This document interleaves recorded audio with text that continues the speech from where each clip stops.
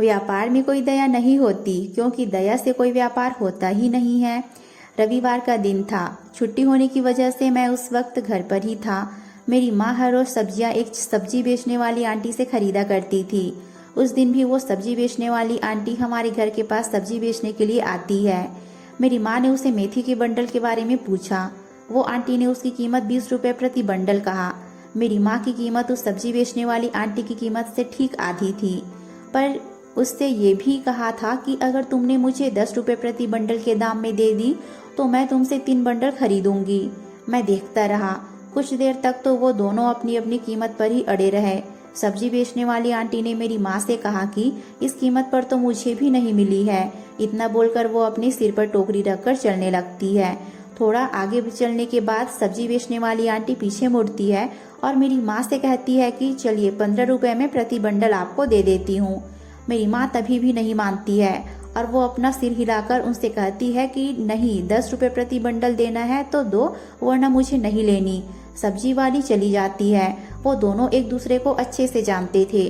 सब्जी वाली आंटी थोड़ा आगे जाकर फिर से पीछे मुड़ती है और हमारे घर तक वापिस आती है। मेरी माँ भी दरवाजे पर उसका ही इंतजार कर रही थी। आखिर में सौदा मेरी माँ की बताई हुई कीमत पर ही होता है।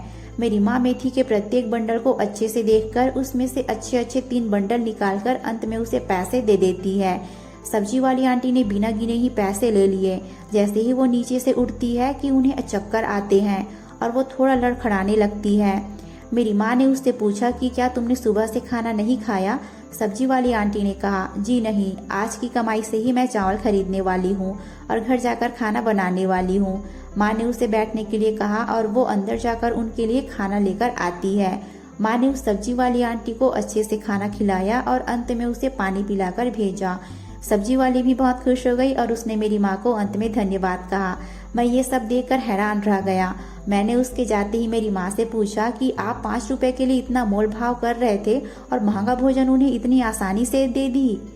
तभी मेरी माँ ने मुझे कहा कि बेटा, व्यापार में कभी कोई दया नहीं होती है, क्योंकि दया से कोई व्यापार होता ही नहीं है। दोस्तों, इस स्टोरी से आपको क्या सीखने को मिला? आपके इस स्टोरी के प्रति क्या राय है? कमेंट करके जरूर बताइए। स्टोरी अच्छी लगे तो लाइक और शेयर कर दीजिए। धन्यवाद।